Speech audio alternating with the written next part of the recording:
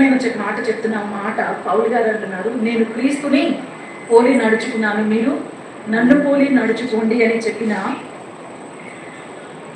పౌలు గారు చెప్పిన మాట ఈరోజు మన జీవితంలో తీతు గారికి పత్రిక రాస్తున్నారు. ఆయనకి మాత్రమే కాదు, కానీ ఈ మాటలు చదువుకుంటున్న మన యొక్క జీవితంలో మనం కూడా నేర్చుకోవాల్సింది ఇక్కడ చెప్తున్న మాట అదేనండి.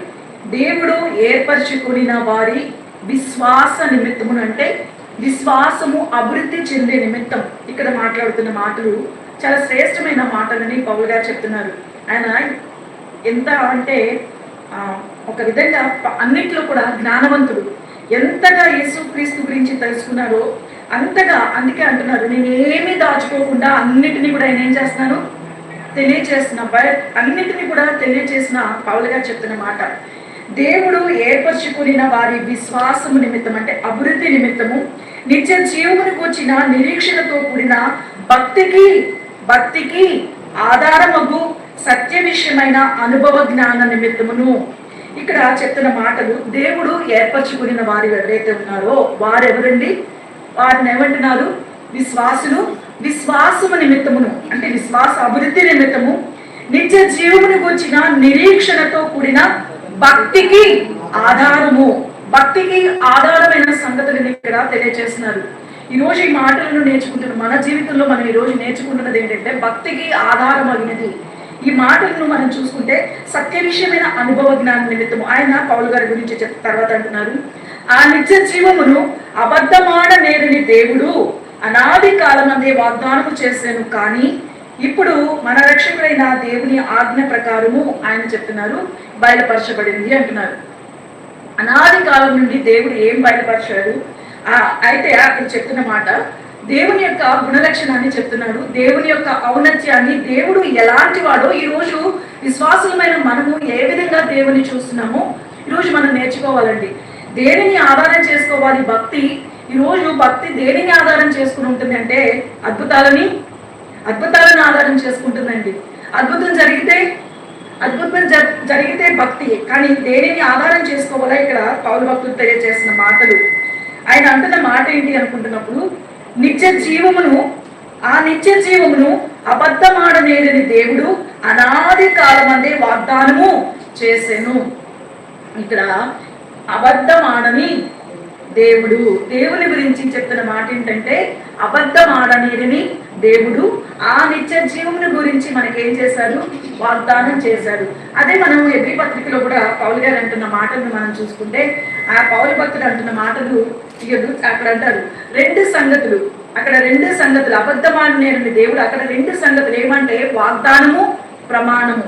అక్కడ చెప్తున్న మాట ఇది అనాది కాలం నుంచి అనుకుంటున్నప్పుడు, మరి బిలాముతో దేవుడు మాట్లాడించిన మాటలు మనం సంఖ్యాకాండంలో చూస్తే దేవుని గురించి దేవుడే బిలాము నోటి నుంచి పలికించిన మాట. దేవుడు ఎలాంటి వాడంట, అబద్ధమాడడానికి ఆయన మానమాత్రుడు కాదు, పశ్చాత్తాపపడుడు ఆయన అని సంఖ్యాకాండంలో మనం చూస్తాము. ఇంకొక మాట సమూయేలు ప్రవక్త సౌలు గురించి చెప్తూ సమూయేలుకు రాసిన మొదటి గ్రంథంలో 15వ అధ్యాయము ఆ మాట ఏమంటారంటే, విశ్వాసులకి ఆధారముకు 15వ అధ్యాయము సమూయేలు మొదటి గ్రంథము 15వ అధ్యాయము 29వ వచనం అండి. ఇశ్రాయేలులకి ఆధారమైన వాడు నరుడు కాడు, ఆయన అబద్ధమాడుడు, పశ్చాత్తాపపడుడు. సౌలు గురించి చెప్తున్నారండి. మొట్టమొదటి రాజైన సౌలు, ఆ సౌలు గురించి చెప్తున్న మాట ఏంటి అని అంటే, ఇశ్రాయేలీలకి ఆధారమైన వాడు నరుడు కాడు.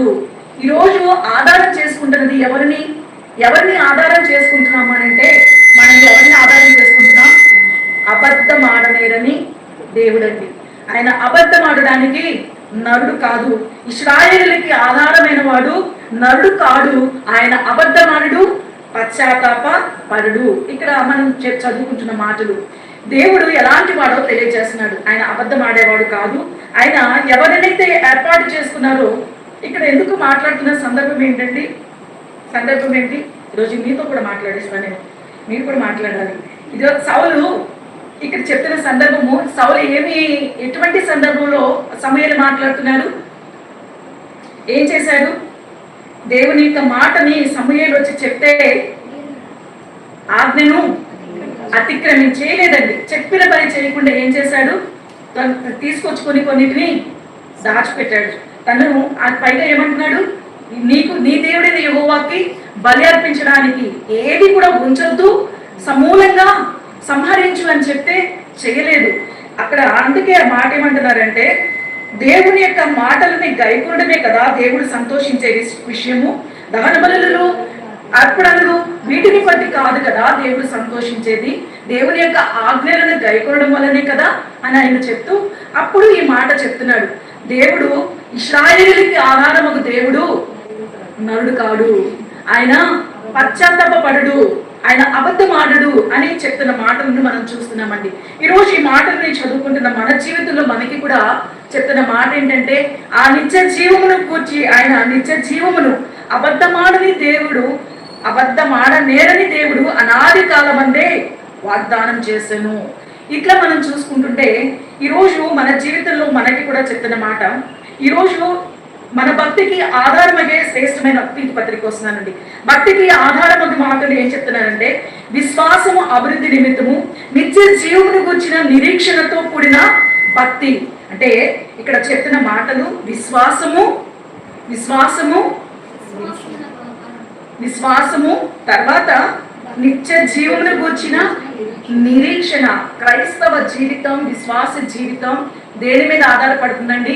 భక్తికి ఆధారమయ్యే సంగతులని ఇక్కడ తెలియజేస్తున్నాడు. ఈరోజు మన భక్తికి ఏం ఆధారం అవ్వాలో తెలియజేస్తున్నాడు. విశ్వాసము నిమిత్తం అంటే విశ్వాసము మన విశ్వాసం అభివృద్ధి నిమిత్తము ఆ నిత్య జీవమును గూర్చిన నిరీక్షణ. ఈరోజు విశ్వాసము నిరీక్షణ ఈ మాటలని చెప్తున్నాడు. అయితే దేవుడు వాగ్దానం చేసిన వాగ్దాన విషయంలో ఆయన అబద్ధమాడేవాడు కాదు. ఆయన అబద్ధమానుడు. ఆయన అబద్ధమాడడానికి మనం ఎబ్రీ పత్రికలు ఏం చూస్తాము?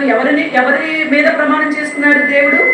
ఆయన మీద మాత్రమే ప్రమాణం చేస్తున్నారు, ఎవరి నిమిత్తం అని కాదు. కానీ ఆయనే తన మీద ప్రమాణం చేసుకొని దానిని చేస్తాను అని అబ్రహాముకి వాగ్దానం చేశాడండి. అబ్రహాముకి చేసిన వాగ్దానం ఏంటి అనుకుంటున్నప్పుడు, ఆయన అనేక మంది నీ ద్వారా సంతానములన్నీ కూడా వస్తాయి, కనాను దేశమును వారికి ఇస్తాను, దేవుడు చెప్పిన మాటలు మరి ఆ యొక్క శ్రేష్టమైన దేశంలో తన ప్రజలైన వారందరూ కూడా ఉంటారు అని ఆ అబద్ధమాడనేరని దేవుడు అనాది కాలంలో ఇశ్రాయేలులకు ఆధారమైన ఆయన చెప్పిన మాటలు. అయితే ఆ రోజు ఇశ్రాయేలు ప్రజలు ఎందుకు ఆ కనాను దేశంలోనికి చేరలేదు? దేనిని ఆధారం చేస్తున్నారు వారు? ఈరోజు మన జీవితంలో మనం ఎందుకు ఈ మాటలు చదువుకుంటున్నాము? మనం ఎందుకు చదువుకోవాలి? మనం ఈరోజు నేర్చుకుంటున్నామండి. మనందరికీ కూడా మా విశ్వాసులకి తండ్రి అంటే ఎవరు? అబ్రహాము. ఏం చేశారు అబ్రహాము? ఎందుకు విశ్వాసులకి తండ్రి అయ్యాడు? ఎందుకు విశ్వాసులకి తండ్రి అయ్యాడు అనుకున్నప్పుడు ఆయన 12వ అధ్యాయంలో మనం చూస్తాం. ఎటువంటి పరిస్థితులు అనంటే అసలు ఏ మాత్రము కూడా దేవుడు అనంటే తనకి తెలీదు, అవగాహన లేదు. ఏం చెప్పారు? నువ్వు లేచి నీ వాళ్ళని అన్నిటినీ విడిచిపెట్టి బయలుదేరి వెళ్ళు, నేను చూపించే దేశం. ఏ దేశము తెలుసా? తెలీదు. కానీ నేను చూపించే దేశానికి బయలుదేరు అని చెప్పగానే అబ్రహాం ఏం చేశాడండి? బయలుదేరి వెళ్ళిపోయాడు. అది అబ్రహాములో చూసిన సంగతి. అలా మనము ఇశ్రాయేలు ప్రజల గురించి అక్కడ చెప్తున్న మాట యోహాను సువార్తలో వాళ్ళు ఏమంటారంటే, వాళ్ళు యేసు ప్రభుతో మాట్లాడుతూ యేసుక్రీస్తు వారు చెప్తున్నప్పుడు మేము అబ్రహాము పిల్లలము అని చెప్పారు. అబ్రహాము పిల్లలము అయితే అబ్రహాము ఏ పనులు చేశాడో, ఎట్టి క్రియలు చేశాడో అలా కనుక మీరు చేస్తేనే అబ్రహాము యొక్క పిల్లలు అవుతారు అని మన ప్రభువైన యేసుక్రీస్తు వారు చెప్పిన మాటని మనం అక్కడ చూస్తాం. అయితే క్రొత్త నిబంధన కాలంలో ఇప్పుడు మేము ఒకటి మాట్లాడుతున్నాను. క్రొత్త నిబంధనలో అబ్రహాము పిల్లలుగా ప్రస్తావించిన ప్రభువైన యేసుక్రీస్తు ప్రస్తావించారు. ఎవరిని? జక్కిని ప్రస్తావించారు. ఇంకా లూకా సువార్త 19వ అధ్యాయము. లూకా సువార్త 19వ అధ్యాయం మనకందరికీ కూడా తెలిసిన విషయమే. అయితే మనకు సుపరిచితుడైన జక్కయ్య ఏం చేశాడు అక్కడ చెప్తున్న మాటలు మనం చూస్తే, ఆయన ఎవరు అనుకుంటే పన్నుని వసూలు చేసే ఒక ఆఫీసర్. ఆయన అంత గొప్పవాడు, అంత మంచి పొజిషన్లో ఉన్నవాడు, అలాగే ధనవంతుడు కూడా. ఆయన యేసు ఎవరో అని చూడగోరి, ఆ యేసు ఎవరో అని చూడగోరి ఏం చేశాడంట? ఏం చేశాడు చెప్తున్నారండి. ఆయన స్థాయిని మర్చిపోయాడు, ఆయన స్థితిని మర్చిపోయాడు, ఆయన ఎవరో మర్చిపోయి యేసు ఎవరో చూడాలనుకున్నాడు. ఆయన ఎవరో మర్చిపోయి యేసు ఎవరో చూడాలనుకుంటున్నాడు. ఆయన స్థాయి లోకంలో గొప్పవాడు. ఆ గొప్ప స్థాయి ఏంటి, నేనేంటి అన్నది ఏం ఆలోచించుకోలేదు. తనకున్నది ఏంటి? ఒకటే, యేసు ఎవరో, ఆయనని నేను చూడడానిక అంతమంది జనం. మనిషి ఏమో పోటీవాడు, కానీ లోపల తనకొక ఆశ. ఏం చేశాడు? చూడాలనుకుని చెట్టెక్కాడు. అది తెలుసుకున్న ప్రభువైన యేసుక్రీస్తు వారు చెప్పారు. మనందరికీ తెలిసిన విషయమే. చెప్పిన తర్వాత మరి దిగిరా అని చెప్పినప్పుడు జక్కయ్య మాట్లాడుతున్న మాట ఏమంటే, అక్కడ ఒక మాట అంటున్నాడండి. ఏమంటున్నాడు? 8వ వచనంలో జక్కయ్య నిలబడి, ఇదిగో ప్రభువా, ప్రభువా అని పిలవాలంటే, ఈరోజు మనం చాలా ఈజీగా పిలుస్తున్నాం, కానీ ప్రభువా అని పిలవాలంటే అతను ఒక మంచి పొజిషన్ లో ఉన్న ఆయన, ధనవంతుడు, దేనిలో కూడా లోటు లేని, కొరత ఏవి కూడా లేవు, కానీ ఏమని పిలుస్తున్నాడు? ప్రభువా అని పిలుస్తూ అక్కడ ఒక మాట అంటున్నాడండి. నా ఆస్తిలో సగం బేదరికి ఇచ్చుచున్నాను, నేను ఎవరి యొద్దైనను అన్యాయముగా దేనినైనా తీసుకుని ఎడలా అతనికి 4 వంతులు మరలా చెల్లించునని ప్రభువుతో చెప్పాను. అందుకు యేసు ఎందుకు అయ్యాడండి అబ్రహాము కుమారుడని? ఎందుకు పిలుస్తున్నారు అబ్రహాము కుమారుడని జక్కయ్యని? ఈరోజు అబ్రహాము కుమారుడే అని జక్కయ్యని ఎందుకు పిలిచారు, ఎందుకు సంబోధిస్తున్నారు? అబ్రహాము కుమారుడే అని ప్రభువైన యేసుక్రీస్తు, సాక్షాత్తు యేసుక్రీస్తు వారి నోటు నుండి రావడం అంటే మామూలు విషయం కాదండి. ఎందుకు చెప్పారు? జక్కయ్య కూడా అబ్రహాము కుమారుడే అవడానికి ఏం చేశాడు? ఈరోజు ఈ సత్యాన్ని మనం తెలుసుకుంటే మన జీవితంలో మనం కూడా ఏ విధంగా ఉండాలో మనకు అర్థమవుతుందండి. ఎందుకు జక్కయ్యని అబ్రహాము కుమారుడని సంబోధించారు ప్రభువైన యేసుక్రీస్తు? ఏం చేశారని జక్కయ్యని అబ్రహాము కుమారుడు అంటున్నారు అంటే, అబ్రహాం ఏం చేశాడు అంటే ఇంకొకటి, ఇప్పుడు అబ్రహాము దేవుని నమ్మాడు, అది అతనికి నీతిగా ఎంచబడింది. అబ్రహాము దేవుని నమ్మాడు, అది అతనికి నీతిగా ఎంచబడింది. నమ్మాడు కాబట్టి అది నీతిగా ఎంచబడింది. అక్కడ నమ్మకము విశ్వాసం రెండు ఒకటేనా అండి? ఈరోజు చాలా సున్నితమైన విషయాలను ఈరోజు మనం నేర్చుకుని అవగాహన చేసుకుని మనం వాటిని పాటించాలి. నమ్మకము విశ్వాసము ఒకటేనా? నమ్మకము విశ్వాసం ఒకటే కాదు. నమ్మకం ఏంటి? చూచి నమ్మడం. విశ్వాసం అంటే, అందుకని తొమ్మతో చూచి నమ్మిన వారి కంటే చూడక నమ్మేది విశ్వాసం అన్నది. నిరీక్షింపబడి వాటి మనం చూడట్లేదు కానీ విశ్వసిస్తున్నాము. అబ్రహాము దేవుడు చెప్పిన మాట ఇక్కడ అబ్రహాము కుమారుడే అని చెప్పడంలో ఈరోజు మనం తెలుసుకోవాల్సిన విషయం. అబ్రహాముకి దేవుడు చెప్పాడు. ఏమని చెప్పారు? విడిచిపెట్టి పదా, నేను చూపించే దేశము తెలుసా? తెలియదు. ఎక్కడికి వెళ్ళాలో తెలియదు, కానీ దేవుని నమ్మాడు, అది అతనికి నీతిగా ఎంచబడింది. నమ్మడం ఈరోజు మన జీవితంలో మనకి కూడా రోమపత్రికలో చూస్తాం. మనం కూడా యేసుక్రీస్తుని ఏం చేసాం? నమ్మినది ఏం చేయబడుతుంది? నీతిగా ఎంచబడుతుంది. అందుకనే పౌలు భక్తుడు రోమపత్రికలు ఏమంటున్నారంటే, పని చేసే వారికి పని చేస్తే జీతం రావాలి, కానీ పని చేయకుండా అంటే భక్తిహీనతలో ఉన్న వారికి జీతం కాదు, దానం. అందుకే అబ్రహాముని కూడా మెన్షన్ చేస్తూ రోమిలికి రాసిన పత్రిక 4వ అధ్యాయంలో చెప్తున్న మాట, అబ్రహాము యొక్క క్రియలను బట్టో లేదా భక్తిని బట్టో వీటిని బట్టి కాదు, ఒకటే. ఏం చేశాడు? నమ్మాడు కాబట్టి అది అతనికి నీతిగా ఎంచబడింది. నీతిమంతుడిగా తీర్చబడ్డాడు. నీతిమంతుడిగా తీర్చబడిన తర్వాత ఇప్పుడు నమ్మకంలో నుండి ఎక్కడికి రావాలి? విశ్వాసంలోనికి రావాలి. నమ్మకంలో నుండి విశ్వాసంలోనికి వస్తే విశ్వాసంలో చేయవలసింది ఏంటి? విశ్వాసంలో చేయవలసింది ఏంటో ఈరోజు జక్కయ్య చేశాడు. కాబట్టే అబ్రహాము కుమారుడయ్యాడండి. విశ్వాసిస్తే ఏం చేయాలి? విశ్వాసముతో ఉన్నప్పుడు ఏం చేయాలి? పని జరగాలండి. యాకోబు గారు అదే చెప్తున్నారు. యాకోబు గారు చెప్పిన మాట ఏమి అనుకుంటున్నప్పుడు, విశ్వాసము దేనితో ఉండాలి? దేనితో పెనవేసుకుని ఉన్నాయి? విశ్వాసము, క్రియ. విశ్వాసము, క్రియ. నమ్మితే ఫస్ట్ స్టేజ్ అండి. ఒక విశ్వాస జీవితంలో నమ్మడం, యేసుక్రీస్తుని నమ్మడం అనేది ఒక ఫస్ట్ స్టేజ్. రెండవది ఏంటి? విశ్వాసం. విశ్వాసం దేనికి? నమ్మకాలు చాలా ఉన్నాయి, కానీ అందుకే యాకోబు గారు ఏమంటున్నారు? దెయ్యాలు కూడా ఏం చేస్తున్నాయంట? నమ్మకాలు ఉంటాయి, దెయ్యం కూడా నమ్ముతుంది. కానీ విశ్వాసం అంటే ఏంటి అనుకున్నప్పుడు నిరీక్షింపబడి వాటి యొక్క ఇప్పుడు ఏదైతే దేవుడు మనకి ఇస్తానంటున్నారో దాని కొరకు ఏం చేయాలి? విశ్వాసముతో క్రియ చేయాలండి. క్రియ అంటే విశ్వాసముతో. విశ్వాసం ఉంది, నాకు విశ్వాసం ఉంది అని అంటే సరిపోతుంది? మీకు క్రియ ఉంది అంటే సరిపోతుందా? మీకు క్రియ ఉంది, నాకు విశ్వాసం ఉంది, ఏంటి ఉపయోగం?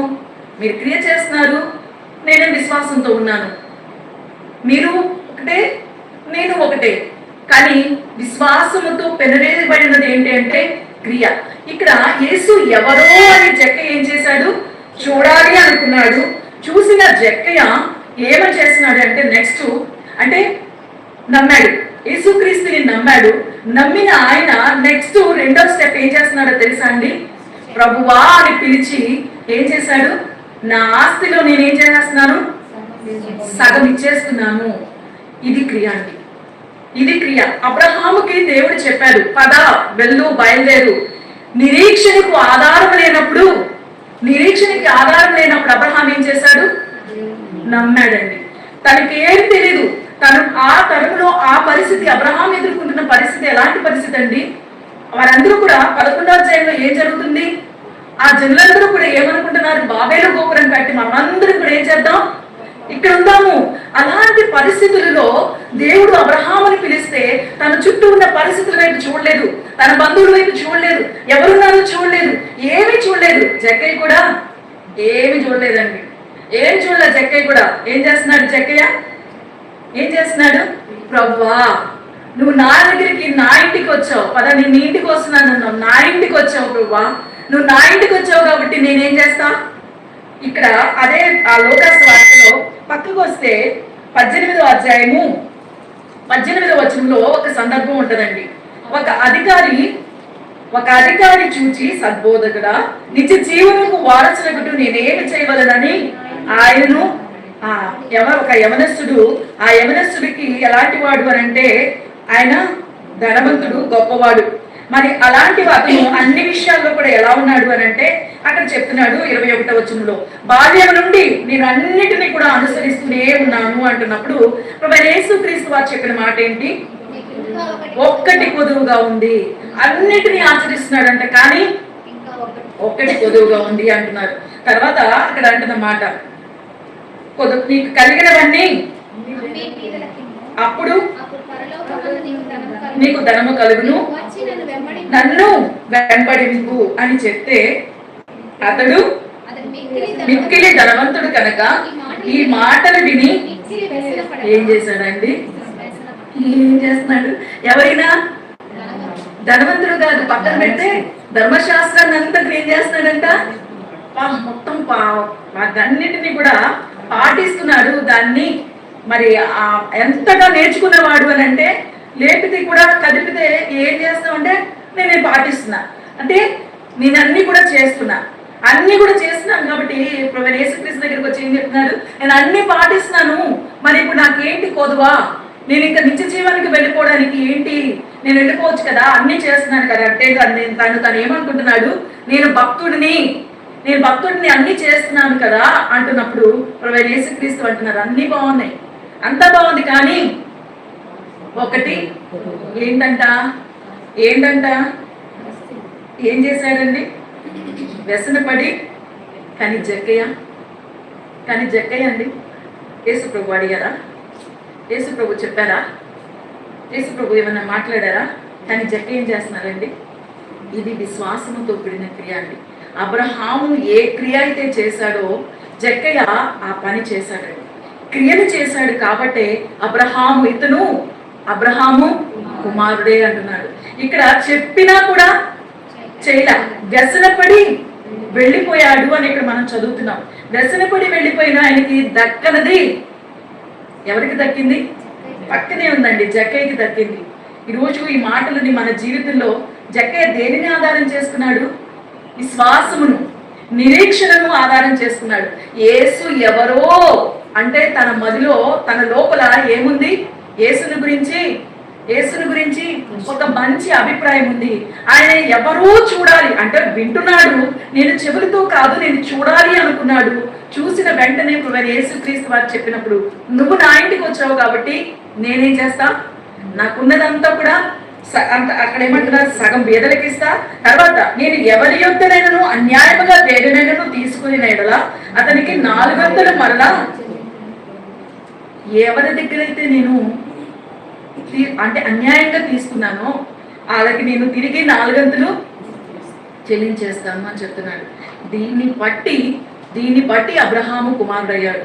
ఇలా జక్కయ్య జీవితాన్ని కూడా మనం చూస్తున్నాం. అంటే ఇక్కడ విశ్వాసముతో కూడిన క్రియను జరిగించాడు కాబట్టి జక్కయ్య అబ్రహాము కుమారుడయ్యాడు.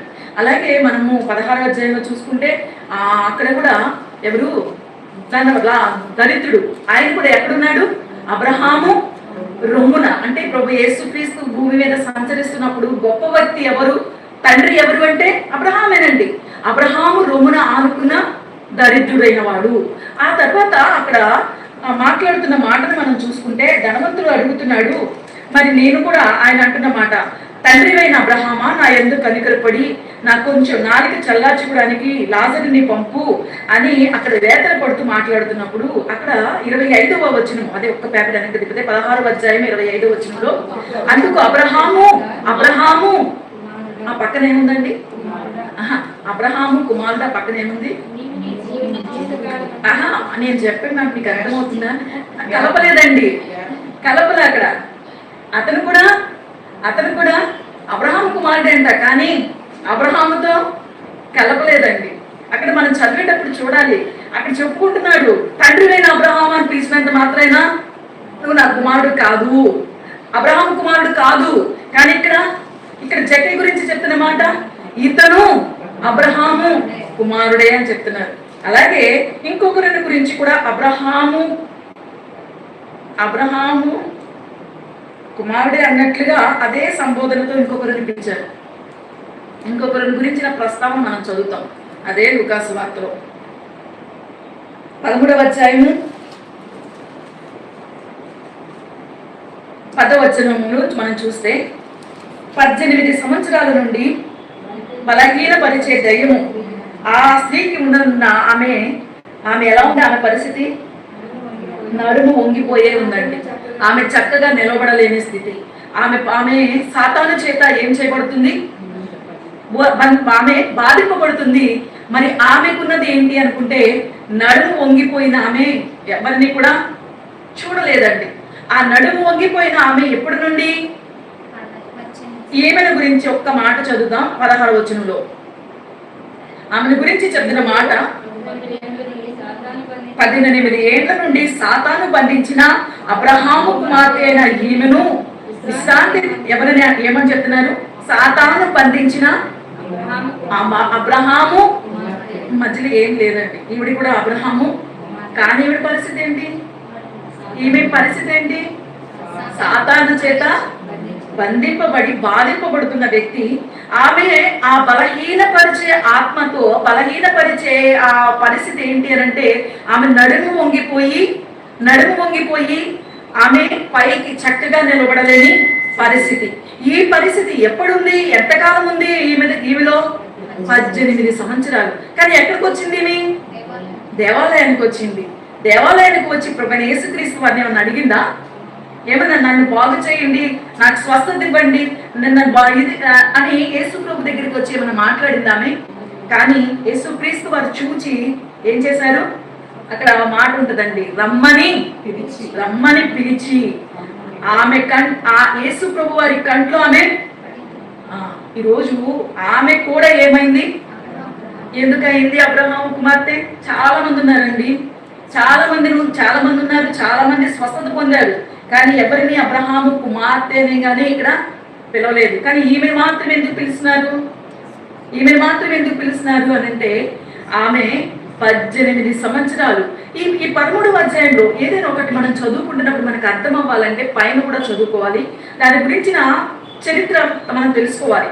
ఇక్కడ మనం చూసుకుంటే 13వ అధ్యాయం 1వ వచనంలోకి వెళ్ళినప్పుడు అక్కడున్న పరిస్థితి ఏమైంది అని అంటే కొందరి పిలాతంట గలిలయలోని కొందరి రక్తము బల్లలతో అక్కడ అంటే వాళ్ళని చంపి అట్లా హింసించి వారిని అలా చేస్తే ఆ చనిపోయిన వాళ్ళందరూ కూడా మీరు పాపులు అనుకుంటున్నారా? తర్వాత ఒక గోపురం సిలువ గోపురంలో 18 మంది చనిపోతే వాళ్ళు చనిపోయిన వాళ్ళు అపరాధులు అనుకుంటున్నారా? అంటే చచ్చిపోయారు కాబట్టి ఏమంటాము, అలాంటోడు అట్లాంటి సాగు వచ్చాడు కదా అనుకుంటున్నారా? ప్రభువైన యేసుక్రీస్తు చెప్తున్నారండి, అలా మీరు అనుకుంటున్నారా అని ఆయన అలా తలంచొద్దు, అలా కాదు, మీరు పాపులని మీరు తలంచుచున్నారా? కాదని మీతో చెప్పుచున్నాను.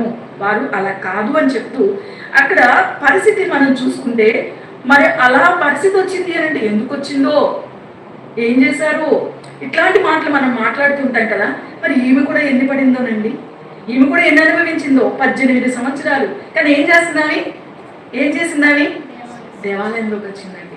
దేవాలయంలోనికి వచ్చి 18 సంవత్సరాలు ఆమె బంధింపబడుతున్న ఆ ప్రభు అయిన యేసుక్రీస్తు గురించి ఏం చదువుతామంటే ఆయన అందరిను ఎరిగినవాడు, ఆయన అందరి హృదయాలను ఎరిగినవాడు.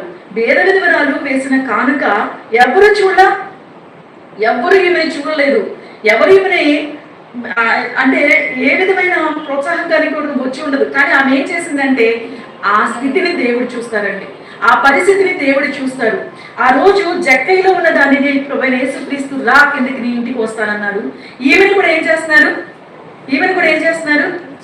రమ్మని పిలిచి బాగు చేస్తే ఆమె ఏం చేసింది, వెంటనే దేవుణ్ణి మహిమపరిచెను. 13వ వచనంలో ఆమె మీద చేతులుంచగానే ఆమె చక్కగా నిలవబడి దేవుణ్ణి మహిమపరిచెను. అది తర్వాత సందర్భాలు చాలా జరిగిపోయినాయి, అవన్నీ కాదు. కానీ ప్రభువైన యేసుక్రీస్తు అంటున్న మాట, ఆమె 18 ఏళ్ల నుండి సాతాను బంధించిన ఆమె అబ్రహాము కుమార్తె అయిన ఈమెను విశ్రాంతి దినమునందు ఆ కట్ల నుండి ఏం చేశారండి. మనకి రోజు ఈ మాటని చదువుకుంటున్నప్పుడు ఎందుకు ఈ మాటలు చదువుకుంటున్నామంటే మనం తీతు పత్రికలో చదువుకుంటున్న మాట, విశ్వాసము నిమిత్తము నిత్య జీవమును గురించిన నిరీక్షణతో కూడిన భక్తి అండి. భక్తికి ఆధారం ఏం కావాలి, విశ్వాసము ఎలా ఉండాలి, విశ్వాసము దేనితో ముడిపడి ఉంటుందండి, నిరీక్షణ. ఇక్కడ 3 కూడా నమ్మకము, విశ్వాసము, నిరీక్షణ, ఈ 3 కలిసే ఉంటాయి. నమ్మకము విశ్వాసము పెనవేసుకుని ఉంటాయి, విశ్వాసము క్రియ పెనవేసుకుని ఉంటాయి. ఈ సున్నితమైన విషయాలను మనం తెలుసుకోవాలండి. కానీ రోజు భక్తి దేనికి ఆధారం చేసుకుంటున్నారు, అద్భుతాలని ఆధారం చేసుకొని నాకు ఇది జరిగిపోయింది, ఇది ఇవాళ మీరు ఇన్స్టెంట్ కాఫీ కలుపుకుని వెంటనే జరిగిపోయిందని సాక్ష్యాలు కాదండి. 18 సంవత్సరాల నుంచి ఆమె ఏం చేయబడింది, అయినప్పటికీ కూడా ఏం చేయలేదు, విడిచిపెట్టలేదండి. ఆమె విడిచిపెట్టలేదు. ఆ మనసు ఎరిగిన ఆయన ఆమెను రమ్మని పిలిచి ఆమెకున్న బలహీనతను ఏం చేశారు, ఆమె కట్లను, అక్కడ చెప్పబడుతున్న మాటలు, ఆ కట్ల నుండి యేసుక్రీస్తు విడిపించారు. ఎవరైనా కానీ అలాంటి పరిస్థితి, ఇంకొకటి ఇక్కడ రాయబడింది, ఆమె సాతాను చేత, అంటే సాతాను బంధించిన, మనమేం మాట్లాడతాం, వాళ్ళకేం పట్టిందో ఇవే మనం మాట్లాడతాం. కానీ ఎన్ని మాటలు అనిపించుకుని ఉంటుందో ఈమె, ఎందరితో పడి ఉంటుందో ఈమె, ఎంత నలిగిపోయి ఉంటుందో. కానీ విడువక ఏం చేస్తుంది, ఏం మనకి రాయబడలేదండి. కానీ ఒక్క మాట ఎక్కడ ఉన్నారు, అబ్రహాము కుమార్తె అయినా. చాలా మంది ఉన్నారు అక్కడ అబ్రహాము కుమారులుగా. కానీ ఇక్కడ సందర్భంలో అబ్రహాము కుమార్తె అయిన ఈమెను విడిపించడానికి ఎందుకు మీకు ఎంత కోపం మండిపోతున్నారు, ఆమె పరిస్థితి నుండి నేను విడిపించాను అని ప్రభువైన యేసుక్రీస్తు వారు చెప్తున్నారు. ఇక్కడ మనం నేర్చుకుంటున్నది, ఆమె భక్తికి ఆధారం ఏం చేసుకున్నదో ప్రభువైన యేసుక్రీస్తు అది చూశారండి. అది చూచి రమ్మని పిలిచి, ఊరికినే రమ్మని రండి. యేసుక్రీస్తు కనుదృష్టిలో పడడం అంటే, ఆయన నోటి చేత పొగడబడడం అంటే, ఆయన మెచ్చుకోవడం అంటే మామూలు విషయం కాదండి. ఆ ఒక్క మాట కూడా అడగలేదు, నన్ను స్వస్థపరచు అని అడగలేదు, నాకు ఈ స్థితిని తీర్చేయి అని అడగలేదు, నా పరిస్థితి మార్చు అని అడగలేదు. కానీ యేసుక్రీస్తు వారు ఏం చేశారు, రమ్మని పిలిచి ఆమెను బాగు చేశారు. వెంటనే ఆమె దేవుని మహిమపరిచింది అంటున్నారు. ఈరోజు ఈ మాటలు చదువుకుంటున్న మన యొక్క జీవితంలో, ఈ మాటలను నేర్చుకుంటున్న మన యొక్క జీవితంలో విశ్వాసంతో కూడిన క్రియ ఉండాలి. ఆమెకి విశ్వాసం ఉందండి. ఎందుకు ఆమె విశ్వాసం లేకుండా అయితే రావట్లేదు?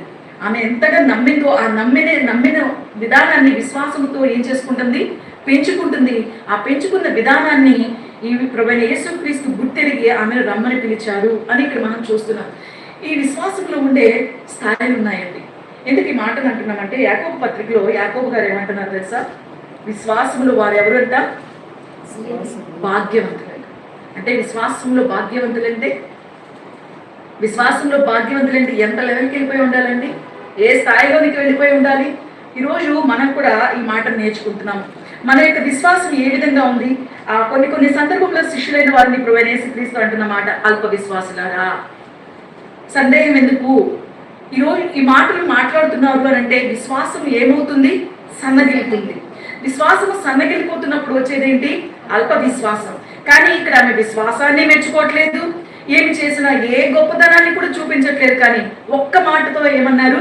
అబ్రహాము కుమార్తె అయినా ఈమెను స్వస్థపరిస్తే ఎందుకు అంటున్నారు అని మాత్రమే మాట్లాడుతున్నారు. ఈరోజు ఈ మాటలు మనకి చెప్తున్నాం, మనం నేర్చుకుంటున్నప్పుడు వీళ్ళు అబ్రహాము కుమారులుగా పిలువబడ్డారు. ఈరోజు మనమందరము కూడా ఎక్కడికి వచ్చామండి? ప్రభువైన యేసుక్రీస్తు దగ్గరికి వచ్చాము. యేసుక్రీస్తు ద్వారా యేసుక్రీస్తుని నమ్మాము, మన హృదయంలో అంగీకరించాము. నమ్మడం ద్వారా మనము ఏం చేయబడ్డాము? నీతిమంతులుగా తీర్చబడ్డాము. అది మన క్రియ కాదు. కానీ విశ్వాసం ద్వారా ఏం చేయబడాలి? క్రియ జరిగించబడాలి. అదే ఇక్కడ చెప్తున్న మాట అండి. రోమిలికి రాసిన పత్రిక 4వ అధ్యాయము, రోమిలికి రాసిన పత్రిక 4వ అధ్యాయంలో అక్కడ అంటున్న మాట 3వ వచనంలో, లేఖనం ఏమి చెప్పుచున్నది? అబ్రహాము దేవుని నమ్మను, అది అతనికి నీతిగా ఎంచబడను. పని చేయవానికి జీతము రుణమే కానీ దానమని ఎంచబడదు. పని చేయక భక్తిహీనుని నీతిమంతునిగా తీర్చువాని యందు విశ్వాసం ఉంచువానికి వాని విశ్వాసము నీతిగా ఎంచబడుతుంది. ఆ ప్రకారమే క్రియలు లేకుండా దేవుడెవరిని నీతిమంతుడిగా ఎంచునో ఆ మనుషుడు ధన్యుడని దావీదు కూడా చెప్పుచున్నాడు. ఇక్కడ దావీదు కూడా ప్రస్తావన తీసుకొస్తున్నాం. దావీదు కూడా 4వ కీర్తనలో ఏమంటున్నాడండి? నా నీతికి ఆధారమగు. దావీదు యొక్క నీతికి ఆధారం ఎవరండి? దేవుడు. సమూయేలు కూడా ఏం చెప్తున్నారు? ఇశ్రాయేలుకి ఆధారమైన దేవుడు. ఇశ్రాయేలుకి ఆధారం ఎవరు? ఆయన.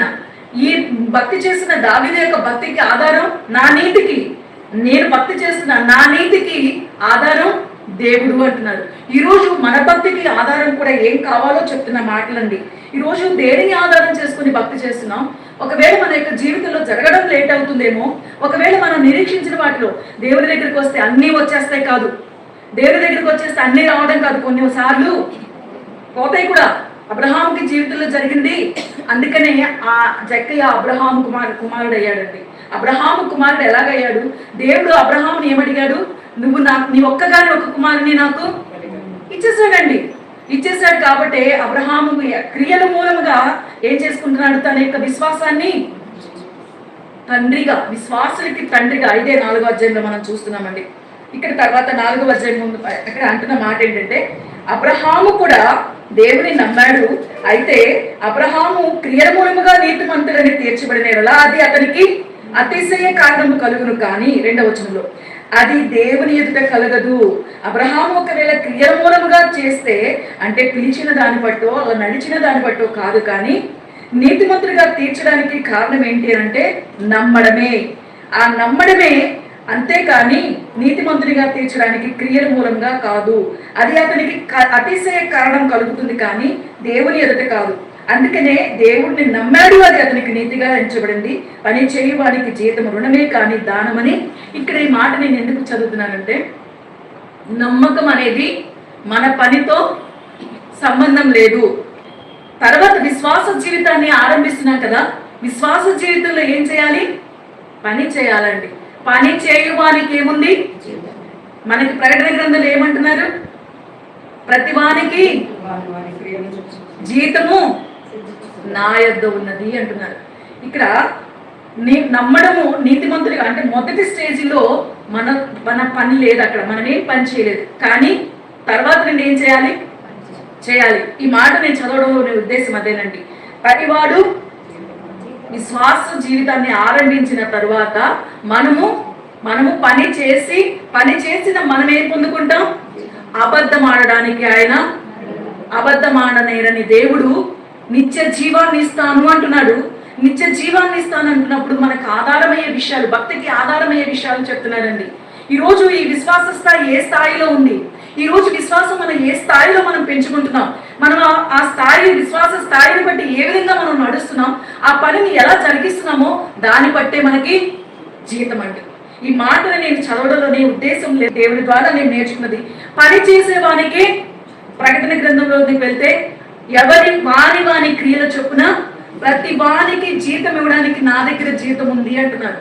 ఆయన దగ్గర నుండి మనం జీతం పొందుకోవాలి అని అంటే మనం ఏం చేయాలండి? విశ్వాసముతో కూడిన పనిని చేయాలి అని చెప్తున్నారు. తర్వాత మనం ముందుకు వెళ్తే అదే అధ్యాయంలో ఆయన అంటున్న మాట 16వ వచనంలో 15 అక్కడ వచనం చూస్తే ధర్మశాస్త్ర సంబంధమైన వారికి మాత్రమే అబ్రహాం ఏమవ్వాలి? తండ్రిగా ఉండాలి, వారు వారసులు కాబట్టి. అయితే 16వ వచనంలో ఆ వాగ్దానము యావత్ సంతతికి అనగా ధర్మశాస్త్రము కలవారికి మాత్రమే కాక అబ్రహామునకున్నట్టి విశ్వాసము కలవారికి కూడా దృఢము కావాలనని కృపననుసరించినదై ఉండునట్లు అది విశ్వాసం మూలమునదాయను. ఇక్కడ చెప్తున్న మాట ఏంటి అంటే అది ధర్మశాస్త్రం కలిగిన వారికి మాత్రమే కాదు అందరికీ ఆ వాగ్దానము యావత్ సంతతికి. అబ్రహాముకి దేవుడు చెప్పిన మాట ఏంటంటే నిన్ను బట్టి భూమి మీద ఉన్న సంతతి అందరూ, సంతానములన్నీ కూడా ఏం చేయబడతాయి? ఆశీర్వదింపబడతాయి. ఆ వాగ్దానాన్ని చూపిస్తూ ఇక్కడ చెప్తున్న మాట ఏంటంటే ఆశీర్వదింపబడాలి అని అంటే ఏముండాలి? ఏ విశ్వాసం ఉండాలి? ఇక్కడ చెప్పానండి, ఎవరికున్నట్టి? అబ్రహాముకున్నట్టి విశ్వాసము కల వారికి అబ్రహాముకున్నట్టి విశ్వాసము కల వారికి కూడా దృఢము కావాలి. అబ్రహాముకు ఉన్న విశ్వాసం ఎవరికైతే ఉంటుందో, అబద్ధమాడనని దేవుడు, నిత్య జీవాన్ని ఇస్తానని వాగ్దానం చేసిన దేవుడు, ఆయన మీదే ప్రమాణం చేస్తున్న దేవుడు ఇస్తాడు. ఇదేనండి ఇక్కడ చెప్తున్న మాట. ఈరోజు భక్తి జీవితంలో, ఈ విశ్వాస జీవితంలో మనం ఎలా చేయాలి, ఏ విధమైన జీవితం, దేనిని ఆధారం చేసుకోవాలి అని అంటే చెప్తున్న మాట, మన భక్తికి ఆధారం విశ్వాసము, నిరీక్షణ. విశ్వాసముతో కూడిన పనిని మనం జరిగిస్తున్నప్పుడు అబ్రహామునుకున్నట్టి ఆ స్థాయికి మనం వెళ్ళాలండి. అబ్రహాముకున్న విశ్వాసం ఉంది కాబట్టి ఆ జక్కైని ఏమంటున్నారు? అబ్రహాము కుమారుడు అంటున్నారు. అబ్రహాముకున్న విధానాన్ని పట్టే ఆమెను కూడా ఏమంటున్నారు? అబ్రహాము కుమార్తె అంటున్నారు. ఇక్కడ కూడా ఈ రోజు అదే మాట అంటున్నారు. అట్లాంటి విశ్వాసం కలిగిన వారికి దృఢము కావాలని కృపను అనుసరించినదై ఉన్నట్లు అది విశ్వాస మూలమైనది. తాను విశ్వసించిన దేవుని ఎదుట అనగా మృతులను సజీవులుగా చేయవాడును, లేని వాటిని ఉన్నట్లుగా పిలిచివాడునైనా దేవుని ఎదుట అతడు మనకందరికీ. అబ్రహాము గురించి చెప్తున్నారు. ఆమె కూడా 18 సంవత్సరాలు ఆ బాధపడుతున్న యేసుక్రీస్తు వారి దగ్గరకు వచ్చి ఏమి కూడా ఆమెకున్న ఒక్క విశ్వాసమే. ఏం చేయగలరు? ఆయన విశ్వసించిన దేవుని ఎదుట మృతులను సజీవులుగా చేస్తాడు, లేని వాటిని అదే నమ్మిందండి ఆమె. అందుకే ఆమె అబ్రహాం కుమార్తె అయిపోయింది. అబ్రహామునుకున్నట్టు విశ్వాసం ఎవరికైతే ఉంటుందో వాళ్ళని రమ్మని పిలిచి దేవుడే చేస్తారండి. అట్టి విశ్వాసము మన జీవితంలో ఉంటే మనం ఏం చేయబడతాం? ఆయన దృష్టిలోకి వెళ్ళిపోతామండి. ఆయన దృష్టిలోనికి వెళ్ళాలి అంటే ఈ రోజు పలానా వాళ్ళ అద్భుతాలు జరుగుతున్నాయంట, పలానా వాళ్ళ ద్వారా సూచక్రియలు జరుగుతున్నాయంట, అక్కడికి వెళ్తే అద్భుతాలు, వీళ్ళ దగ్గరికి వెళ్తే అద్భుతాలు, తెల్లారలేస్తే బ్యాంక్ బ్యాలెన్స్ పెరిగిపో, తెల్లారలేస్తే గ్యాప్ బండ్లు వచ్చాయో, ఇట్లాంటి మాటలు ఈ రోజు ఏం చేస్తున్నారు. కానీ విశ్వాసం ఏంటి? విశ్వాసం అంటే ఏం చెప్తున్నారంటే ఈ రోజు మన జీవితంలో మనం నేర్చుకోవాల్సింది ఏంటి అని అంటే ఆ స్థితిలో ఉన్న నా స్థితిని మార్చగలడు దేవుడు. ఆమె అక్కడికి వచ్చి ఏమీ ప్రదర్శించుకోవట్లేదు, మరి ఆ ప్రభువైన యేసుక్రీస్తు దగ్గరికి కూడా వెళ్ళట్లేదు. కానీ ఆమె చేసిన విధానం ఎంతగా ప్రభువైన యేసుక్రీస్తుని ఆకర్షించిందో, ప్రభువైన యేసుక్రీస్తు వారి దృష్టిలోనికి వెళ్ళిందో, అట్టి అబ్రహామునుకున్నట్టి విశ్వాసము. ఎట్టి విశ్వాసం ఉంది? విశ్వసించిన దేవుని ఎదుట మృతులను సజీవులుగా చేయవాడు, లేని వాటిని ఉన్నట్లుగా పిలిచివాడినైనా దేవుని ఎదుట. అబ్రహాము మనకందరికీ తండ్రి అయి ఉన్నాడు. అబ్రహాము కుమారుడిగా జక్కైని 18 సంవత్సరాల నుంచి బాధింపబడుతున్న ఆమెను మనం చూసామండి. అయితే ఇక్కడ కిందకు వచ్చినప్పుడు కొన్ని విషయాలను నేను చదువుతున్నాను. అబ్రహాముని గురించి చెప్తున్న 18వ వచనంలో అబ్రహాము అనేకులకి తండ్రి అగునట్లు ఎట్లా అయ్యాడంటే, నిరీక్షణకు ఆధారం లేనప్పుడు అతడు నిరీక్షణ కలిగి నమ్మెను. విశ్వాసము నుండి వెళ్ళవలసిన స్థాయి అండి. నిరీక్షణకి ఆధారం లేదు. కొన్ని పరిస్థితులు మన యొక్క జీవితంలో కూడా ఆ నిరీక్షణకి ఆధారం ఉండకపోవచ్చు. అయినా ఏం చేయాలి? నమ్మాలి. అదే చెప్తున్నారు, నిరీక్షణకు ఆధారం లేనప్పుడు అతడు నిరీక్షణ కలిగి నమ్మెను. విశ్వాసమందు ఇక్కడ మనం నేర్చుకోవాల్సింది ఏంటంటే, విశ్వాసమందు బలహీనుడు కాక అతడు ఏమయ్యాడు? బలవంతుడయ్యాడు. యాకోబు గారు ఏమంటున్నారు అంటే, విశ్వాసంలో మీరు ఎవరు? భాగ్యవంతులు అంటున్నారు. ఇక్కడ అబ్రహాము బలహీనుడు, విశ్వాసంలో ఏం కాలేదు? బలహీనుడు కాల. పరిస్థితులను బట్టో స్థితిగతులను బట్టో తను సాధ్యపడదు అయినప్పటికీ కూడా అక్కడ ఏమంటున్నారు చెప్తున్నారంటే, విశ్వాసమందు తను బలహీనుడు కాక. తనైతే అక్కడ మాట్లాడుతున్నారు 21వ వచనంలో, దేవునిని మహిమపరిచి ఆయన వాగ్దానము చేసిన దానిని నెరవేర్చడానికి సమర్థుడని రూఢిగా విశ్వసించి విశ్వాసము వలన. ఈరోజు దేని వలన బలం పొందాలండి? మనం విశ్వాసం వలన బలం పొందాలి. పలానా వారి ద్వారా జరుగుతుంది, పలానా వాళ్ళ దగ్గరికి వెళ్తాం కాదు, మనలో ఉండాలి. మనలో ఉంటే ప్రభువైన యేసుక్రీస్తు ఆమెను ఎలాగైతే రమ్మని పిలిచారో, జక్కిని రమ్మని ఎలాగైతే పిలిచారో, ఈరోజు ఆయన కనుదృష్టిలోకి మనం వెళ్ళిపోతామండి. ఈరోజు ఈ స్థాయి, ఈ విశ్వాసంలోనికి మనం వెళ్ళాలి. ఇది ఈరోజు మనం నేర్చుకుంటున్న విషయం అండి. మరి ఈరోజు ఇక్కడ చెప్తున్న మాట ఇదైతే, తెస్సలోనికి రాసిన పత్రిక తెస్సలోనికీయులకి మొదటి పత్రిక, పౌలు గారు రాసిన మొదటి పత్రిక, ఆ సంఘం ఎలా ఉంది, వారి గురించి చెప్తున్న మాట ఏంటి అనుకున్నప్పుడు, మొదటి అధ్యాయము 2-3 వచనాలు చదువుతున్నానండి. విశ్వాసముతో కూడిన మీ పనిని, ప్రేమతో కూడిన మీ ప్రయాసమును మన ప్రభువైన యేసుక్రీస్తునందలి నిరీక్షణతో కూడిన మీ ఓర్పును మేము మన తండ్రి అయిన దేవుని ఎదుట మానక జ్ఞాపకం చేసుకొనొచ్చు. ఏం చెప్తున్నారండి? ఈ సంఘం ఏ స్థాయిలోకి వెళ్ళింది, ఏ స్థాయిలో ఉందండి? పౌలు గారు మానక కృతజ్ఞతాస్తుతులు జ్ఞాపకం చేసుకుంటున్నారంట దేవుని ఎదుట. తర్వాత కృతజ్ఞతలు విన్నపాలు అంటే వీరి గురించి ఆయన జ్ఞాపకం చేసుకునే అంత స్థాయిలోనికి తెస్సలోనికలో ఉన్న సంఘం వెళ్ళిందండి. ఆ సంఘం ఏం చేసింది? వ్యక్తులు కాదు, సంఘం ఎలా ఉంది? ఆ సంఘం ఎలా ఉంది? ఇప్పటి వరకు వ్యక్తులని చూస్తున్నాం, సంఘం కూడా ఎలా ఉండాలి? ఇలా ఉండాలండి. ఇక్కడ చెప్తున్నారు, విశ్వాసముతో కూడిన మీ పనిని, ప్రేమతో కూడిన మీ ప్రయాసమును మన ప్రభువైన యేసుక్రీస్తునందలి నిరీక్షణతో కూడిన మీ ఓర్పును. ఇక్కడ 3 విషయాలు చెప్తున్నారు. పనికి ఏం కావాలి? విశ్వాసం కావాలి. పనికి విశ్వాసం కావాలి. ప్రయాసపడడానికి ఏం కావాలి? ప్రేమ కావాలి. ఇంకొకటి ఓర్చుకోవడానికి నిరీక్షణకి ఓర్పు కావాలి. పనికి విశ్వాసం కావాలి. ప్రయాస, మనం ఏదైతే ప్రయాస పడుతున్నామో ప్రయాసకి ప్రేమ కావాలి. నిరీక్షణకి ఓర్పు కావాలి. ఇది ఆధారం అవ్వాలి. భక్తి జీవితానికి, భక్తికి ఇది ఆధారం అవ్వాలి. ఈ సంఘము అలా ఉంది కాబట్టి అక్కడ పౌలు గారు అంటున్నారు, మేము దేవుని ఎదుట మానక జ్ఞాపకం చేసుకుంటున్నాము. 4వ వచనం చదువుతున్నాను.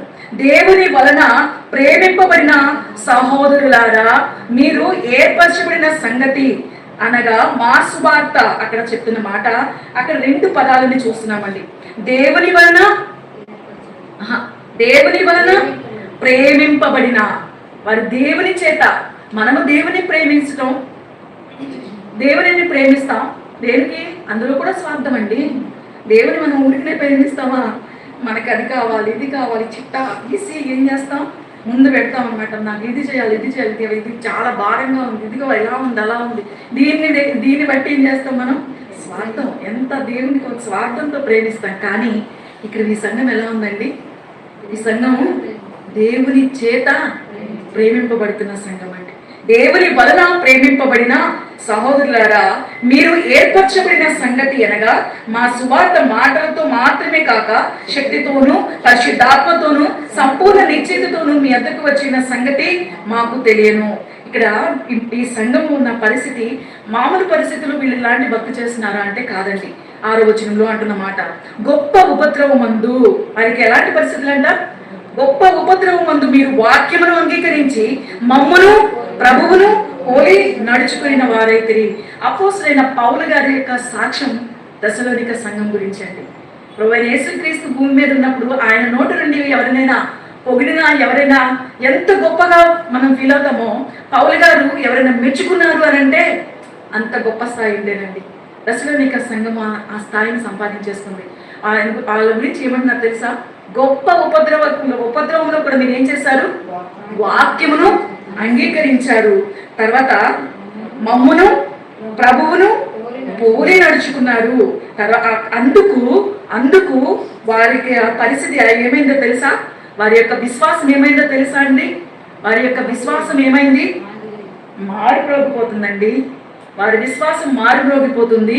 వారి మాదిరి హద్దులు దాటింది. ఇక్కడ నేర్చుకునేది ఏంటి తెలుసా? వీరు చూపిన విశ్వాసము మారుమ్రోగిపోతుంది. వీరు చూపుతున్న మాదిరి హద్దులు దాటింది. అదే ఇక్కడ మనం చదువుతున్నాం.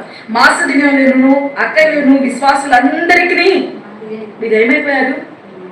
ఈరోజు విశ్వాసి ఏం కావాలి? మాదిరిగా ఉండాలి. పౌలు భక్తుడు అంటున్న మాట, మీరే చదువుకునే పత్రికలు.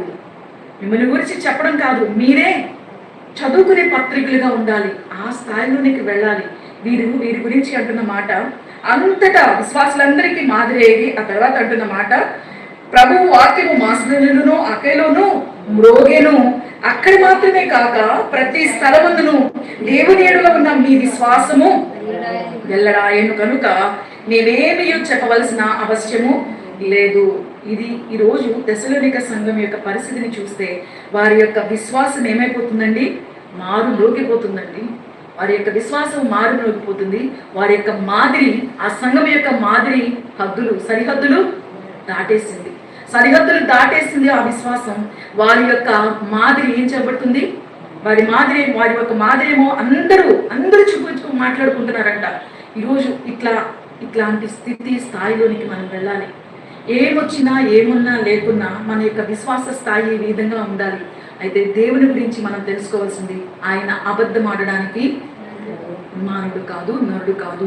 ఆయన అబద్ధమాడడు, ఆయన పశ్చాత్తాపపడడు. ఏర్పరచుకున్న మనల్ని ఆయన అంటున్నారు, దేవుని చేత ప్రేమించబడుతున్నాము, దేవుని చేత మనం ఏర్పరచబడిన వారము. ఆయన అబద్ధమాడడు. ఆయన నిత్య జీవాన్ని ఇస్తాను అని ఆ వాగ్దానం ఆయన చేసిన దేవుడు వాగ్దానం చేశాడు. ఆయన తన మీదే ప్రమాణం చేసుకున్నాడు. ఎవరి తోడు కాదు, ఆయన తోడే అని ప్రమాణం చేసుకున్నాడు. అందుకే ఆ పౌలు తీతు పత్రికలు అంటున్నారు, ఆయన అబద్ధమాడడు. ఆయన అబద్ధమాడలేని దేవుడు. అయితే భక్తికి ఆధారం ఏమై ఉంది? ఈరోజు భక్తికి ఆధారం నేను చేసుకున్నాను. దావీదు అంటున్నాడు, నా నీతికి ఆధారమగు దేవా. సమూయేలు అంటున్నాడు, ఇశ్రాయేలుకి ఆధారమైన దేవుడు అంతటి గొప్పవాడు, ఆయన అబద్ధమాడని వాడు. దావీదు అంటున్నాడు, నా నీతికి దేవుని యొక్క హృదయానుసారుడు, దేవుని యొక్క మనసు ఎరిగిన దావీదు అంటున్నాడు. అబ్రహాము దేని ఆధారం చేసుకున్నాడు? విశ్వాసం. నిరీక్షణకి ఆధారం లేనప్పుడు నమ్మాడు. ఈరోజు మనం దేనిని ఆధారం చేసుకుంటున్నాం? మన ఆధారం చేసుకున్న భక్తిని ఆధారం చేసుకున్న దాన్ని బట్టే మనకి జీవితం ఉందండి. ఈరోజు మన జీవిత యాత్రలో కలుగుతున్న పరిస్థితులు ఏదైనప్పటికీ కావచ్చు, మన స్థితిగతులు మారడంలో, మన పరిస్థితులు మారడంలో లేట్ అవ్వచ్చు, కానీ మన విశ్వాస స్థాయి ఎలా ఉండాలి, ఏ విధంగా మన యొక్క విశ్వాస స్థాయిలోనికి వెళ్ళాలో మనకు చెప్తున్న మాట. అయితే దశలోనిక సంఘం గురించి అయితే మాత్రం ఈ విధంగా ఉంది కదా. తర్వాత 3వ అధ్యాయంకి వస్తే అదే దశలోనికలో వాళ్ళంటున్న మాటల గురించి చెప్తే, 3వ అధ్యాయము అంటే కలిసి ఉన్నాయి. 4వ వచనంలో చివరి వచనంలో, అట్టి శ్రమలను అనుభవించడానికి మనం నియమింపబడిన వారమని మీరు ఎరుగుదురు. శ్రమ అండి. విశ్వాస జీవితంలో శ్రమలే ఉంటాయి. దేవుని దగ్గరకు వచ్చేస్తే అది జరిగిపోద్ది, ఇది జరుగుద్ది. ఆయన అద్భుతకరుడు, ఆశ్చర్యకరుడు. అబ్రహాం ఏమంటున్నాడు?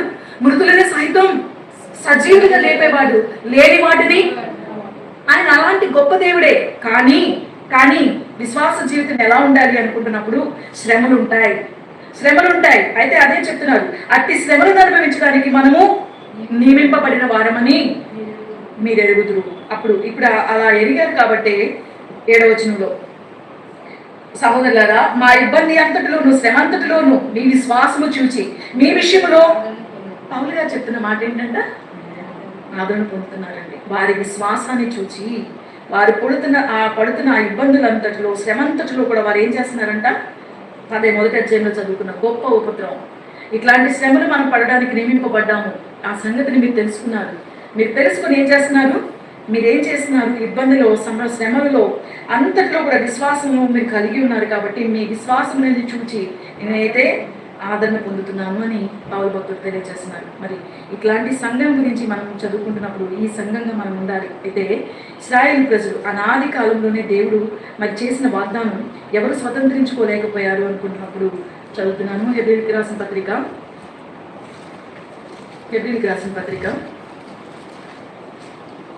3వ అధ్యాయము, హెబ్రీయులకు రాసిన పత్రిక 3వ అధ్యాయంలో అరణ్యంలో ఉన్న ఇశ్రాయేలు ప్రజల గురించి మాట్లాడుతున్నారు. వారు ఏం చేశారు అనుకుంటే 3వ అధ్యాయము 9వ వచనంలో 40 సంవత్సరములు నా కార్యములు చూచి మీ పితరులు నన్ను పరీక్షించి శోధించిరి. ఇక్కడ ఇశ్రాయేలు ప్రజలు ఎలా ఉన్నారంటే దేవుణ్ణి నమ్మారండి. దేవుణ్ణి నమ్మారు కానీ ఏం చేయట్లేదు, విశ్వాసంతో నడవట్లేదండి. వారి విశ్వాసం అయితే మాత్రం లేదు. కాబట్టి 40 సంవత్సరములు నా కార్యములు చూచి మీ పితరులు నన్ను పరీక్షించి శోధించిరి. కావున నేను ఆ తరమి వారి వలన విసిగి వీరెల్లప్పుడూ తమ హృదయాలోచనలో తప్పిపోతున్నారు. నా మార్గములను తెలుసుకోలేదు కనుక నేను కోపముతో ప్రమాణం చేసినట్లు వారు నా విశ్రాంతిలో ప్రవేశింపరని చెప్పేటిని. ఇక్కడ వారిని ప్రస్తావిస్తూ ఈరోజు మనకేం చెప్తున్నారు? వారు ఏం చేశారు అని అంటే వారు ఎల్లప్పుడూ కూడా తమ హృదయాలోచనలు ఏం చేస్తున్నారు, తప్పిపోతున్నారు. విశ్వాసం ఉంటే తప్పిపోతారండి? ఆమెకి విశ్వాసం ఉంది కాబట్టి 18 సంవత్సరాలైనా ఏం చేస్తుందండి, దేవాలయంలోనికి వస్తుంది. ఇక్కడ మనకేం చెప్తున్నారంటే సహోదరులారా, ఇక్కడ మనకు అంటున్నారు జీవము కలిగిన దేవుని విడిచిపోయినట్టు విశ్వాసము లేని దుష్ట హృదయము మనని చూసుకోమంటున్నారండి. చూపిస్తున్నారు. మనకి జక్కయ్యని చూపించారు. 18 ఏండ్ల నుండి ఆమె స్త్రీని చూపిస్తున్నారు. దశలోనికిలో ఉన్న సంఘంని చూపిస్తున్నారు. వీరు మామూలు పరిస్థితిలో లేరు. జక్కయ్య పరిస్థితి బాగుంది కానీ అన్నిటినీ వదులుకొని వచ్చాడు. ఇది విశ్వాసం అండి. అన్నిటినీ వదులుకొని వచ్చి ఏదైతే ఆ యవనుడు చేయలేకపోయాడో దానిని జక్కయ్య చేశాడు. ఈరోజు మన జీవితంలో మనం వదులుకోవడానికైనా సిద్ధపడాలి. ఉపద్రవాలు వచ్చినా వాటిలో దేనికైనా ఏం చేయబడాలి? ఇది విశ్వాస యాత్ర అండి. ఒడిదుడుకులు ఉంటాయి. దేవుని వలన మనం ఎప్పుడు మేలే కాదు, యోబు ఏమంటున్నాడు, కొన్ని కోల్పోవలసిన పరిస్థితులు వస్తాయి, కొన్ని జరగని పరిస్థితులు వస్తాయి. అయినా కూడా ఏం చేయకూడదు, విశ్వాసములో అదే చెప్తున్నారండి. విశ్వాసము లేని దుష్ట హృదయం మీలో ఎవరైనాను ఒకవేళ ఉండునేమో అని జాగ్రత్తగా చూసుకుని అని ఇక్కడ మాట చెప్తూ అంటున్నా 15వ వచనం చివరిలో అంటున్నారు. ఎలానగా మొదటి నుండి మనకున్న దృఢ విశ్వాసము అంతము మటుకు గట్టిగా చేపట్టిన కదా క్రీస్తులో. ఇక్కడ ఈ మాటను చదవడంలో ఏంటి అని అంటే మనకున్న దృఢ విశ్వాసము అంతం మట్టుకు గట్టిగా చేపట్టిన కదా మనం ఎవరిలో పాలివారమై ఉంటాం? వారు జక్కయ్య ఎవరితో? అబ్రహాము కుమారుడుగా. మరి ఆమె అబ్రహాము కుమార్తె. ఈరోజు మనమేమవ్వాలి? క్రీస్తులో పాలివారం అవ్వాలి. క్రీస్తులో పాలివారం అవ్వాలి అని అంటే మనకున్న దృఢ విశ్వాసము అంతం మట్టుకు గట్టిగా చేపడితే మనం ఏమవుతాము? క్రీస్తులో పాలివారం అవుతాము. అయితే వీళ్ళు ఏం చేయలేదు. ఈరోజు ఏం చేయాలో మనం నేర్చుకుందాం. 4వ అధ్యాయంలో 2వ వచనంలో వారికి ప్రకటింపబడినట్లు మనకును సువార్త ప్రకటింపబడిన కానీ వారు వినిన వారితో విశ్వాసము కలవారై కలిసి ఉండలేదు కనుక విన్న వాక్యము ఇది ఈరోజు మనకి కాకూడదండి. మనకి ఇది నిష్ప్రయోజనం. అయితే వారిలాగానే మనం కూడా దేవుని చేత కోపపడి అబద్ధమాడనేరని దేవుడు ఆయన ఇస్తానన్న నిత్య జీవము, ఆ నిత్య జీవములో మనకు వెళ్ళాలి అని అంటే విశ్వాసం ఉండాలి, ఓర్పు, నిరీక్షణతో కూడిన ఓర్పు. మనం ఓర్చుకుంటూ మనం ఆ నిరీక్షణలోనికి మనం ఏం చేయాలంటే నేను అక్కడికి వెళ్ళాలి అని అంటే ఇక్కడ కావాల్సింది ఏంటి? ఓర్పు అండి. ఓర్చుకోవాలి. కలుగుతున్న పరిస్థితులలో ఓర్చుకుంటేనే నిరీక్షణ అండి. నిరీక్షణ. అదే దశలోనిక సంఘంలో 3 సంగతులని మనం చూసాం. వారు విశ్వాసంతో కూడిన పని చేస్తున్నారు. రెండవది విశ్వాసంతో కూడిన పని చేశారు. రెండవది ఏం చేశారు? ప్రేమతో ప్రయాసపడ్డారు. మూడవది ఓర్పుతో నిరీక్షిస్తున్నారండి. ఈరోజు మన జీవితంలో అట్టి వారితో మనము కలిసి ఉండకపోతే మనం విన్న వాక్యం నిష్ప్రయోజనంగా ఏమవుతాం? మనం కూడా దేవుని కోపంలోనికి మనం కూడా వెళ్ళి వాగ్దానం చేసిన దేశంలోనికి వాళ్ళు ఎలాగైతే వెళ్ళలేదో మనం అలా ఉండకూడదని ఈరోజు మనకి చెప్తున్న మాట ఏంటి అని అంటే, మనకి చెప్తున్న మాట దేవుడు మన జీవితంలో మనకు ఉండవలసిన విధానాన్ని చూపిస్తూ నేను ఒక మాటని చదివి ముగించేస్తాను. యాకోబు రాసిన పత్రికలో అంటున్న మాటని చదివి ముగించేస్తానండి. యాకోబు గారు చెప్తున్న మాట 2వ అధ్యాయం 5వ వచనంలో తన విశ్వాసమందు భాగ్యవంతులుగాను తను ప్రేమించిన వారికి తాను వాగ్దానం చేసిన రాజ్యములకు వారసులుగా ఉండడానికి దేవుడు ఏర్పరచుకుంది. ఎందుకంటే మనల్ని దేవుడు ఎందుకు ఏర్పరచుకున్నారంటే తన రాజ్యములకు వారసులుగా, క్రీస్తులో పాలివారమైన మనకి ఆయన రాజ్య వారసత్వం ఇవ్వడానికి దేవుడు మనల్ని ఏర్పరచుకున్నారు. విశ్వాసములు మనం ఏమవ్వాలి? భాగ్యవంతులం అవ్వాలి. విశ్వాసములు మనం భాగ్యవంతులం అయితే మనం దేవుడు మన కొరకు ఏర్పాటు చేసిన రాజ్యములకు మనం వారసులం అవుతాము. ఇది దేవుడు చెప్తున్న మాట. కిందకి వెళ్తే మనం చదువుతాం ఆ మాట. ఒకరి క్రియ ఉంది, ఒకరికి విశ్వాసం ఉంది. అయితే స్నేహితులు వచ్చి అడుగుతుంటే నువ్వు మంచిగా వెళ్ళు, బాగుండు, చక్కగా ఉండు అంటే సరిపోతుందా? ఏమి చేయకుండా అదే చెప్తున్నారు. ఏం చేయాలంట? మాట కాదు, ఏం చేయాలి? విశ్వాసం ఉంటే ఏం చేయాలి? క్రియ చేయాలి అంటున్న మాటను అక్కడ అదే చెప్తున్నారు. విశ్వాసము క్రియల లేనిదైతే అది ఒంటిగా ఉండి మొత్తమవుతుంది.